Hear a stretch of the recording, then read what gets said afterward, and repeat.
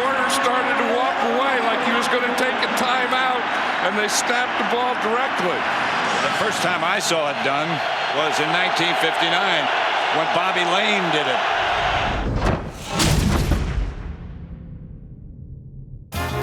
When Bobby Layne had the ball against you late in the game, you had a pain in the pit of your stomach. One time I hit him as he got rid of the ball. He said to me, "You fat son of a next time you do it, I'll get you." I was getting ready to hit him again, and he hit me in the face mask with the football.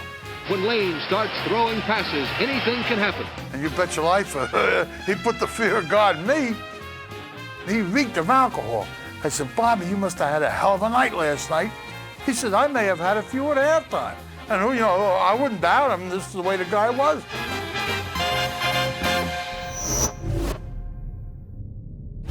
We all, at one point or another, have played for a coach who's a jerk. I can't stand it. Run it again. Huddle up and run it again, Brady. Shut up, Redmond. You're going to be running next. Don't get into a quickness game with him, because you're not very quick. Hey, he's not set. He shifts the guy out and he's not set for even half a second. You're not on it. Third down, Pollard.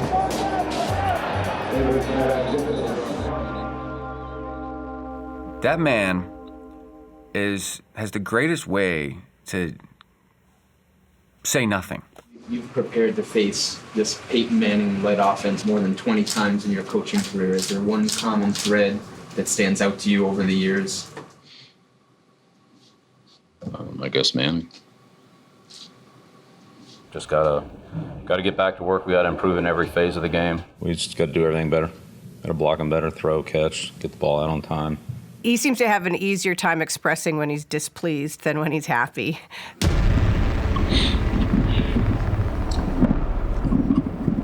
Stupid thing. I know he's not an outspoken character, but he speaks a lot with his face. Has the quarterback position be evaluated this week?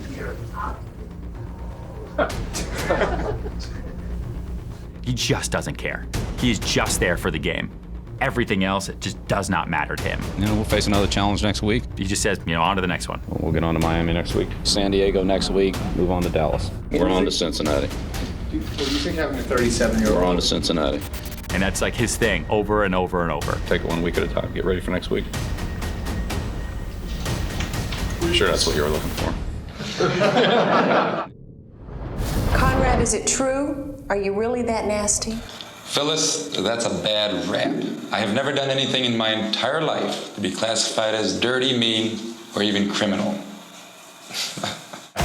When I got to the St. Louis Cardinals, we had some characters, and one of them was a guy named Conrad Dobler. And I believe his nickname was Dirt. I certainly would have never wanted to play against him. He was a nasty, in a good sense, tough offensive lineman that I think got by on any angle he could find. Colorful Conrad Dobler, number 66, is the man opponents and fans love to hate. Colorful, that's a good word. I'm sure the guys that played against him have better words than colorful. He was known for being the guy that would hit somebody in an area that might not be well protected or change the octave of somebody's voice. He would clip people. You'd see him where he'd leg whip somebody. I can't remember who it was, but I know damn well he bit somebody in a pile. When I hear the name Conrad Dobler, I think of teeth and biting. When you get to know him, as I have over the years, he's that prototypical classic, all bark, softy at heart, beloved by his teammates. Just a wonderful guy to be around. But that's easy for me to say. I didn't line up against him. Where's Chris Sims? Chris Sims! Tell him he's up. I got married right before the season started, in July. So I didn't have a chance to go on a honeymoon with my wife. So we always said we'd do it after the season. I tell him in April, I'm going to go to Italy with my wife for 2 weeks. Oh, no problem, no problem, no problem. Oh, Chris, yeah, it's all good, right? I go, and about day 7, I got a voicemail. Hey, man, hope it's all going good. Just checking in on you. I thought, wow, that's really cool. Next day, I get done like sightseeing with the wife. Again, Jon Gruden. I mean, what's going on? Are you guys canoeing back from Italy? I mean, when are you gonna be here? Making you nervous, aren't I? I felt the pressure, and we were on the island of Capri. I told my wife, I was like, let's go. I was like, it's over. Now you're playing. I came back, and he still gave me crap. Damn, Chris, what day are we living in? He's a psycho. He's a true psycho. I'm done with that guy. But a mad scientist psycho. Loves football. I love it, man. You love football, don't you? You like football? Yes, sir. Love it. Yeah? You gonna work at it, or you just gonna watch it? Scratching yourself, watching TV. So I was really a glorified secretary when I worked for Jon. I remember I had gotten in early to the office one time. It was about 4:45, and he had already been going, and he says, you probably need to get on my level and get in here a little bit earlier. And then when I actually did, I think I actually pissed them off. Scare him to death! Ah! You throwing it like screaming. Were you screaming when you threw it? Ho, ho, ho, ho, ho! Santa Claus is here, huddle up! Don't give him nothing now! Let's go! Let's go! Call my brother, see how they do it in arena football. You don't want to mic him up. There's only so many things you can use. Throw the go route. End their misery. You know what I'm saying? I mean, don't force sand up a flea's ass. He's always kind of been a whiner. How the hell you call that? Well, call it on Tom Brady, will ya? Even when he was little, if he didn't get his own way, he'd call me names or spit on me or something like that. Come on, be a little bit more like me. Be a little bit of a jerk. Yep. I got a reputation to try and live up to also. Regular. I mean, I am one hot mother. But there's also the nice, pleasant Jon side, the TV guy, the happy-go-lucky guy. I love it. I sit in my office and I just shake. I get so excited. Mosh pit. It's okay. It's all right. Is that what you want to hear? You gotta know one thing, man. This is the last shot right here. You know what I'm saying? And you're either gonna explode onto the scene, or you're just gonna be like a... If you're nice to these guys, that doesn't work either. You might as well be an ass. This is exactly what I am. Huh? Look at a cartoon. Boom, boom, boom! Get out! Bang! Yeah! Knock on wood if you're with me. Come on, I gotta take a leak. All right, knock on wood if you're not.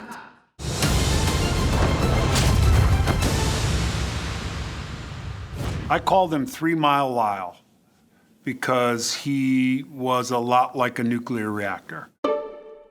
He was all about the rage. He's one of the few men in the NFL who has achieved the destruction of a training machine. Lyle Alzado. He was a tough SOB. Anybody who tells me that they go out there to have fun playing football, they're a liar. Because this game isn't fun. This game is a war. I sometimes think the fact that he was a character overshadows what an extraordinary talent he was. And I'm mean, and I'm tough, and I'm the best defensive end pro football's ever seen. Me, Lyle Alzado. In the interview before the game, he said that I was really good looking, he liked my hair and all that, and he didn't know if he was gonna sack me or kiss me. I said, I'd rather him sack me than kiss me.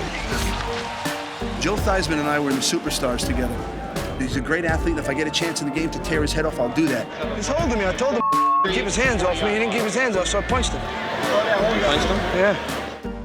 I grew up in Brooklyn, and I don't particularly think there's a person on this earth that can kick my ass. You gonna have a royal ride whooping. Lyle, you were about to fight Muhammad Ali. Are you Rocky, or are you just crazy? He is the first man to sack Joe Namath and smack Muhammad Ali. Kind of based your day on the first hello in the morning.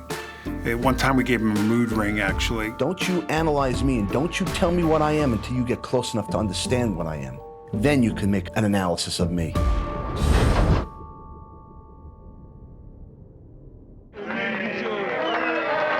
Well, first of all, Hank Stram was a showman. Let me have your attention.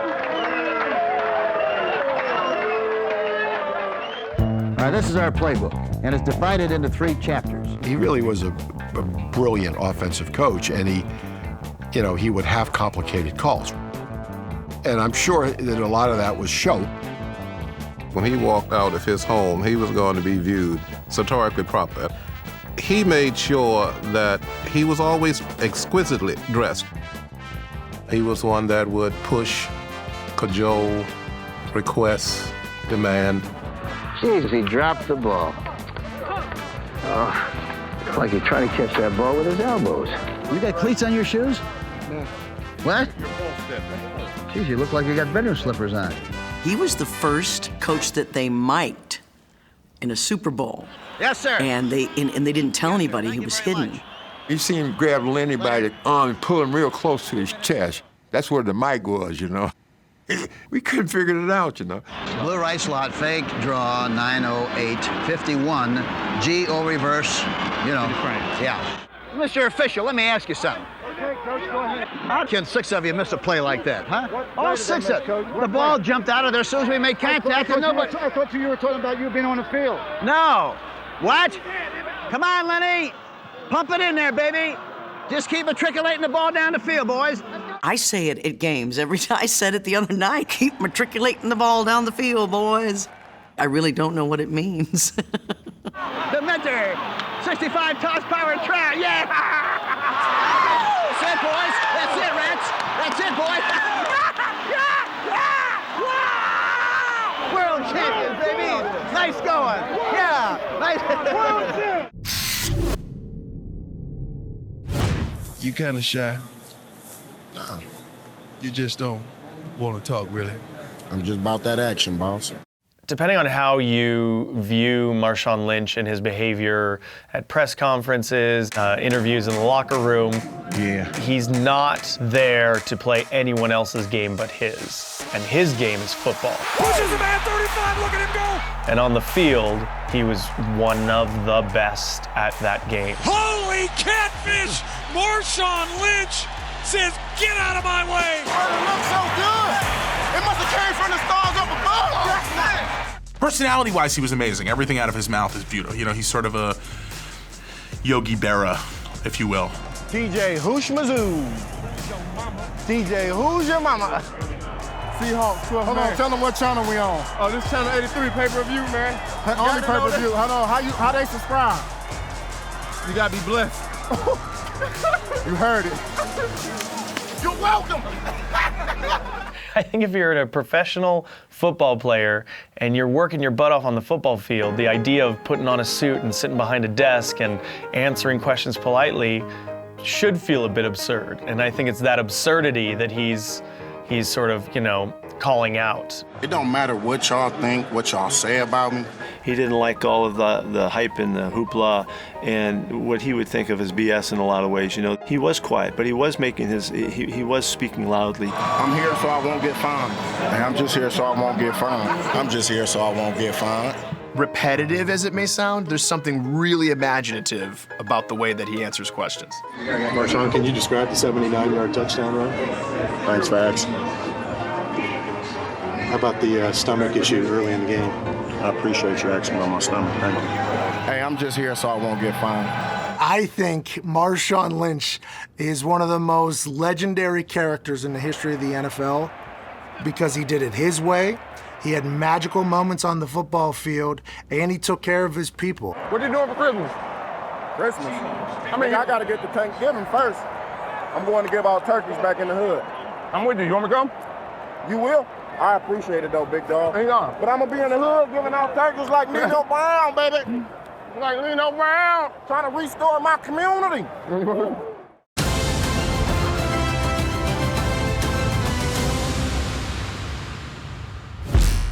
Refrigerator Perry, he's my main man. If he can get us to the Super Bowl, nobody can.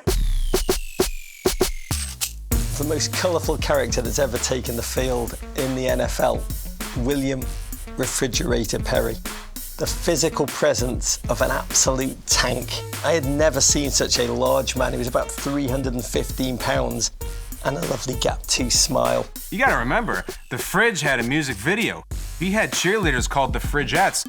The Fridge had a G.I. Joe action figure you could only get if you mailed in your proof of purchase and waited 6 weeks like some young white kids in the suburbs did. Me! The Fridge was a legend. The refrigerator. William the Refrigerator Perry was like a breath of fresh air to Chicago. And when they gave Perry the ball, then he scored that touchdown. I mean, I lost it. Yes, William Perry has scored on a 1-yard touchdown run in the Super Bowl. As a 6-year-old, I feel like I became a man in that moment. I was my birthday that day, I was blowing out the candles, and Fridge was just blowing through the Patriots. I'm getting nostalgic. I miss 72. People remember him almost as a circus jester.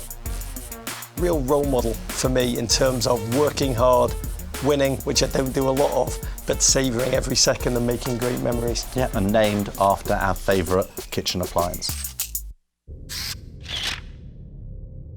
Hop him apart! Hop, hop, hop, hop! He started training camp, and it was like almost like a death camp. Too slow! Way, Weatherwack, too slow getting in there! Man had his man way the hell back here, you never get to the hole! Hey, supposed to be a hell of a defensive club. It didn't look like it to me. All the way down, about 70 yards. Everybody grabbing out there, nobody tackling. Just grabbing, everybody. Grab, grab, grab, nobody tackling. The way he say things, it just fires you up. What the hell's going on out here? For the love of Pete! What's going on out there? His inflection in his voice and his expressions. And I'll tell you, if he had told me, he said, Robinson, behind that steel door, there's a quarterback. Go get him. I went after him without even opening the door. I tried to go through it. In one way or another, I believe he got to everyone. I want you to be proud of your profession. It's a great profession. You be proud of this game, and you can do a great deal for football today. Great deal for all the players in the league and everything else. Go out there and play this ball game like I know you can play it. And if Vince is happy, everybody's happy. Everyone refers to the Raiders as the bad guys. Are you? Yeah, and I like that image. I think a lot of our players like the image. If that's the way you have to play to win, then that's the way we'll play. I mean, that's why you like the Raiders, man. Kenny Stabler was up shooting pool and drinking at 2 o'clock in the morning before the game. Everybody's metabolism is different. Some people need 8 hours. Some people need 3 hours. I don't really need an awful lot of sleep, and I would read the game plan by the light of the jukebox sometimes. I think he kind of spoke his mind and told it like it was, and if people liked it, fine. If not, fine. And cooler than most and crazier than most. He's, to me, the rock and roll athlete when you could be a rock and roll athlete. Oh, legend. There's people all around him are jumping up and down and yelling and screaming. The fans are going crazy, and he can stand over there on the sideline and just be as calm as he is during the week, and I could never understand that. That's amazing. The time that I spent on the street or having fun with the nightlife, I never let it interfere with the fact that I realized that I had a terrific responsibility to our team and to our owner and to our coach and to my fans to give them their $14 worth every Sunday. Yasha Heifetz never played a violin with more dexterity than Kenny Stabler.